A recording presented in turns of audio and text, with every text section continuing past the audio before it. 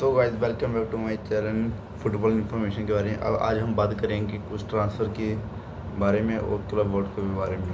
देखिए रोनाल्डो कहाँ पे जाएगा। जो सबसे बड़ी बात है यार, रियल मैड्रिड की बात करते हैं पहले। उनके जो मतलब बहुत सारे प्लेयर्स का फेयरवेल हो रहा है। एंसेलोटी का फेयरवेल हो गया, बहुत जैसे एंसेलोटी कोच हेड कोच उनका फेयरवेल हो चुका है। लुका मॉड्रिच का फेयरवेल हो गया, लुकास वास्केस का। और जब उनका मैच खत्म हुआ टोनी क्रूज भी वहाँ पे थे। टोनी क्रूज को देख के यार सभी मतलब बार्सिलोना के फैन को भी बहुत मतलब दुख हुआ अभी कि लुका मॉड्रिच उनको छोड़ के जा रहा है रियल मैड्रिड को। अभी कि इतने साल से अभी कि ज़्यादातर जो लोग हैं ज़्यादा 2015-16 से देख रहे थे लुका मॉड्रिच उनके साथ लगभग 11 साल से थे।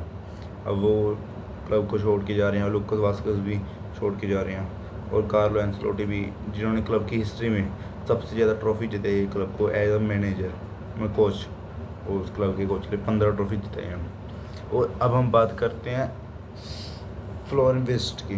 पहले मतलब सिटी के हाथ से अभी डील जाती हुई दिख रही है। पहले उन्होंने सिटी के साथ बात की थी पर बायर्न के हाथ से भी ये डील जाती हुई दिख रही है, क्योंकि फेब्रिज़ियो ने भी खुद बोला है कि लिवरपूल के साथ उनकी बात हुई है फ्लोरेंस विर्ट्ज की भी कि अगर वो उनको साइन कर सकता है। अगर फ्लोरेंस विर्ट्ज उनको साइन करेगा तो एक खुद में बहुत बड़ी स्टेटमेंट होगी यार। बिकी लग से बिकी वो बाय लेवल पोजिशन का जैसे कोच टेन हैग को साइन करने वाले हैं, मतलब ऑलमोस्ट हो चुका है। पर अभी फेब्रिज़ियो ने नहीं बोला है, तो अभी हो सकता है वो जब 90% चांस है कि टेन हैग बाय लेवल को ज्वाइन करेगा और फुलहैम विर्ट्ज जाएगा, शायद जाएगा, पक्का ही जाएगा। और जैसे इसकी प्राइस टैग 100 मिलियन से तो ऊपर की साइनिंग होगी है। 100 मिलियन से ऊपर की आराम से।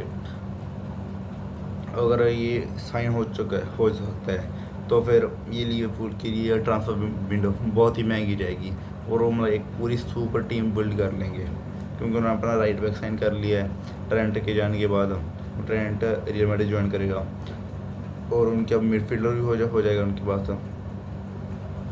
तो अब हम बात करते हैं मैड्रिड की। मैड्रिड में जैसे एक गैलेक्टिको साइनिंग की बात चल रही है, वो एक गैलेक्टिको साइन कर सकते हैं। जैसे पहले निको विलियम्स को कह रहे थे, तो निको विलियम्स वाला तो नहीं हो ही नहीं सकता। आप खुद सोच के देखो, निको विलियम्स लेफ्ट विंग पे खेलता है, विनी लेफ्ट पे खेलता है, रोड्री लेफ्ट पे खेलता है, एम्बापे लेफ्ट पे खेलता है। तो एक और लेफ्ट विंगर क्यों साइन करेंगे वो, खुद सोचो। क्यों पहले ही वो प्लेयर्स को गेम टाइम नहीं दे पा रहे हैं, और इसी की वजह से वो शायद रोड्री को सेल करेंगे। अगर जावी अलोंसो ने कह दिया भी कि रोड्री उसके प्रोजेक्ट के अंदर नहीं है, तो ये बहुत ही चांस हो सकता है भी कि सिटी आराम से खरीद सकती है। पर अभी ये तो नहीं है अभी कि मैड्रिड उसको ऐसे जान देगी रोड्री को, क्योंकि बहुत अच्छा प्लेयर है लेफ्ट साइड पे। और जैसे सिटी में से जैक ग्रिलिश को वो पेप गार्डियोला ने कहला भी कि उसको बेचेंगे, तो ऐसे ग्रिलिश जाएगा तो रोड्री को उसकी पोजीशन मिल सकती है लेफ्ट विंग पे। अगर पेप गार्डियोला अगर रोड्री को मना लेता है, और क्योंकि सिटी के पास पैसे हैं बहुत सारे, वो आराम से साइन कर लेंगे। और उनको साइन कर लिया, बस रोड्री को मान जी, क्योंकि रोड्री को सिटी पे टाइम नहीं मिल रहा है, क्योंकि लेफ्ट पे वो विनी को प्रेफर कर रहे हैं ज़्यादा। और इसी के साथ आराम से मतलब 100 मिलियन तक तो ये भी जाएगा। वो मतलब रियल मैड्रिड ऐसी उड़ी जाने देगी, क्योंकि उनको एक गैलेक्टिको साइनिंग भी कर रही है, क्योंकि वो भी जैसे गैलेक्टिको साइनिंग होगी ना उनकी, मतलब बहुत ज़्यादा चांस है, क्योंकि स्ट्राइकर पे उनके एम्बापे विंग पे उनके अच्छे प्लेयर हैं। और ज़्यादा चांस होगा मिडफील्ड में करें भी कि जैसे गैलेक्टिको साइनिंग मिडफील्ड में। अब वो कौन सा मिडफील्डर हो सकता है वो क्या पता, वो भी उसकी कोई भी न्यूज़ नहीं है। अब हम बात करते हैं यूनाइटेड की। यूनाइटेड जैसे यूरोपा लीग से बाहर हो चुकी है, मतलब फाइनल हार गई। तो इसी के साथ वो 2015 के बाद पहली बार होगा भी कि वो यूरोपियन फुटबॉल नहीं खेलेगी यूनाइटेड। और इसी की वजह से उनका बहुत सारे उनको पैसे नहीं मिलेंगे, और उसको 10 मिलियन का लॉस हो गया एडास की डील से। और जैसे 100-200 मिलियन का उनका लॉस हुआ है। पर अब जैसे उनके प्रोजेक्ट थे प्लेयर को साइन करने के, अब वो भी कम हो जाएंगे। जैसे यार जैसे उनके कोच है यार, मैं उसको गर्नाचो को भी बोल दिया कि गर्नाचो अब जा सकता है सिटी को, वो यूनाइटेड को छोड़ के। रूबन एवरम ने कह दिया भी कि यूनाइटेड अपना यूनाइटेड उसको गर्नाचो भी अपना न्यू क्लब फाइंड कर ले, भी ढूंढ लो अपना न्यू क्लब।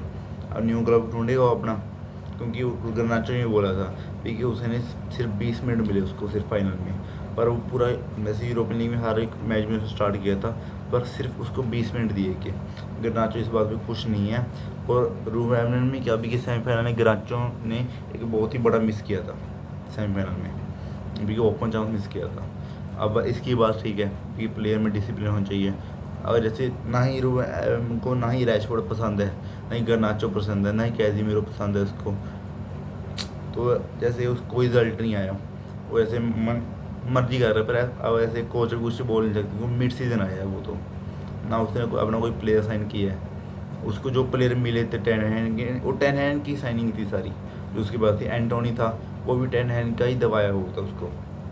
अब इस सीज़न अगले सीज़न देखेंगे भी कि यूनाइटेड कुछ कर पाएगी, क्योंकि अगले सीज़न उसको पैसा होगा और सिर्फ उनके रूवन एमरी करेगा उनकी साइनिंग अब। और तब अगले सीज़न भी यूनाइटेड चैंपियन के लिए क्वालिफाई नहीं कर पाई, तो सारा ब्लेम, अगर ट्रॉफी लेस गए तो सारा ब्लेम कोच के ऊपर आएगा। तो अब हम बात करते हैं रोनाल्डो की। क्या रोनाल्डो क्लब वर्ल्ड कप खेल पाएगा, जो मेसी भी खेल रहा है? तो इसके बहुत ज़्यादा चांस है भी कि रोनाल्डो अल हिलाल को ज्वाइन कर सकता है, पर परमानेंट डील पे नहीं, जैसे लोन पे। जैसे अब नई एक ट्रांसफ़र विंडो बनी है ना, 1 तारीख से लेकर 10 तारीख तक की 10 दिन की ट्रांसफ़र विंडो, सिर्फ और सिर्फ क्लब वर्ल्ड कप के लिए। तो अब रोनाल्डो लोन पे जा सकता है अल हिलाल पे 1 महीने के लिए, क्योंकि वो क्योंकि कौन नहीं देखना चाहेगा कि अल हिलाल के ग्रुप में रियल मैड्रिड भी है, रोनाल्डो वर्सेस रियल मैड्रिड होते हुए, और मेसी भी खेल रहे थे क्लब वर्ल्ड कप। तो इसमें बहुत ज़्यादा चांस है भी कि वो फीफा चाहती है भी कि रोनाल्डो और मेसी को एक लास्ट बार आपस में कंपटीशन में देखते हुए। तो अब हम बात करते हैं बार्सिलोना की।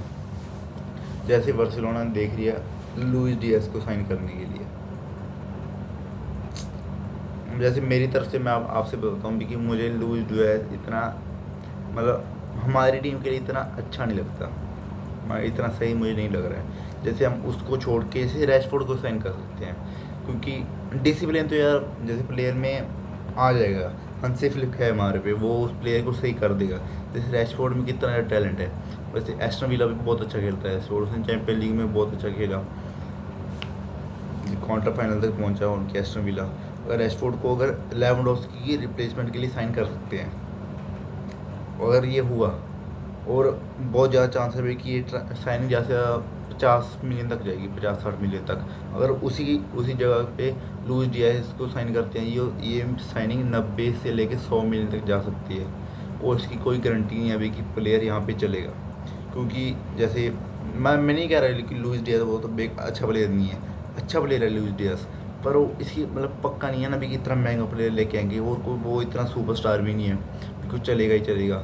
इसलिए मेरी तरफ से रैशफोर्ड को मैं कहता हूँ कि रैशफोर्ड हमारी तरफ से खेले, वो उसको साइन करे हंसी लीग का।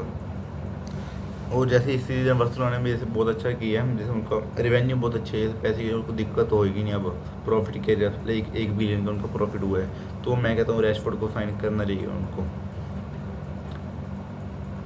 और डेट्स ऑल गाइज। तो थैंक यू। और अगर आपको वीडियो अच्छी लगी तो लाइक करना और सब्सक्राइब करना चैनल को, और चैनल पे नहीं हो तो यार कमेंट भी कर दो, लाइक कर दो, सब्सक्राइब कर दो। तो थैंक यू। ऐसी अभी ट्रांसफ़र विंडोज़ के लिए मुझे प्लीज़ फॉलो करना, मैं आपको न्यूज़ बताता रहूँगा। तो थैंक यू, बाय।